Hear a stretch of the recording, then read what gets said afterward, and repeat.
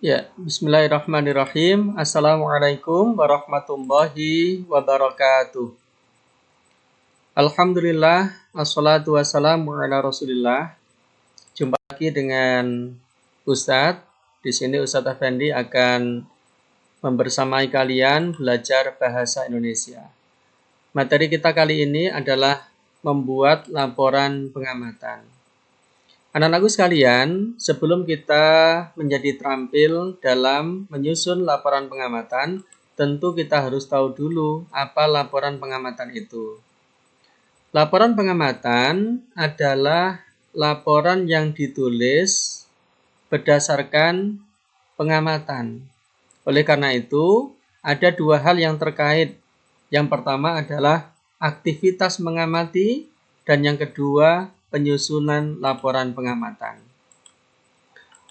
Hal berikutnya yang terkait dengan pengamatan adalah unsur-unsur apa saja yang ada di dalam laporan pengamatan. Yang pertama adalah menentukan tujuan.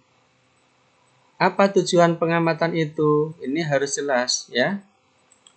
Yang kedua adalah objek pengamatan. Apa yang diamati? Ustadz, apa bedanya antara tujuan dan objek? Sangat berbeda. Kalau tujuan itu berkaitan dengan hasil.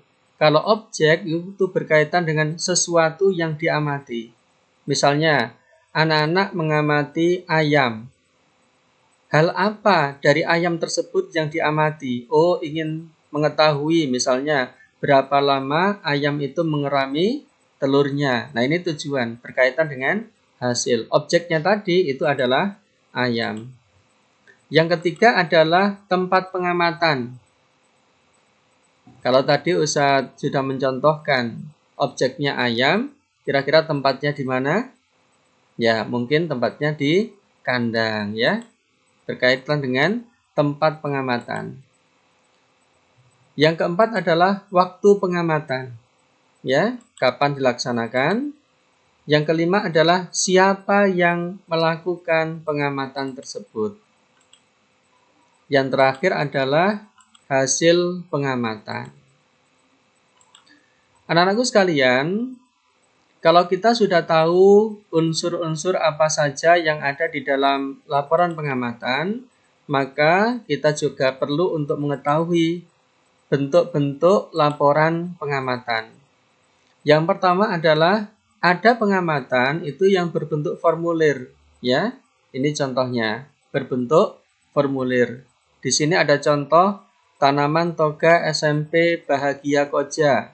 Di situ ada kolom-kolom, di situ tinggal mengisi saja nomor 1, 2, 3, unsurnya apa saja.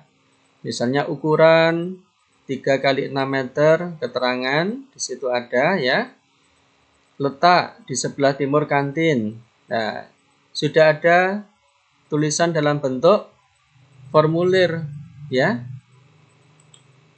Yang kedua, laporan pengamatan berbentuk paragraf. Apakah bisa laporan dalam bentuk formulir diubah menjadi bentuk paragraf? Bisa. Caranya bagaimana? Caranya dengan menceritakan lagi ya. Isi dari laporan pengamatan berbentuk formulir itu dalam kata-kata, dalam cerita. Maka pasti nanti berubah bentuk menjadi laporan pengamatan berbentuk paragraf. Ini Ustaz contohkan. Laporan pengamatan tanaman toga SMP Bahagia. Tanaman toga SMP Bahagia Koja memiliki ukuran 3 kali 6 meter yang terletak di sebelah timur kantin. Juga memiliki berbagai jenis tanaman dan setiap pohon dipasangi nama beserta manfaatnya dan seterusnya. Nah ini, dari mana Ustadz bisa menyusun paragraf seperti itu? Dari data yang ada di formulir tadi. Jadi, semua laporan itu pada dasarnya tergantung pada pembuatnya. Apakah dia ingin membuat dalam bentuk formulir ataukah paragraf, tentu sesuai dengan tujuan dari penulis laporan tersebut. Yang ketiga anak-anakku sekalian adalah laporan berbentuk campuran. Campuran apa? Campuran dari bentuk formulir dan paragraf. Ini contohnya. Laporan pengamatan tanaman toga SMP Bahagia hari tanggal .2. Nah ini hari tanggal .2 ini adalah ciri khas tulisan berbentuk formulir pukul 10 sampai 13. Objek .2 Taman Toga SMP Bahagia. Hasil di situ ada penjelasan, ini bentuknya paragraf, dan yang terakhir ada pengamatnya, yaitu siapakah yang melaksanakan pengamatan tersebut ya. Demikian anakku sekalian sekilas tentang hal-hal yang terkait dengan teori untuk membuat laporan pengamatan. Terima kasih. Ustadz akhiri. Wassalamualaikum warahmatullahi wabarakatuh.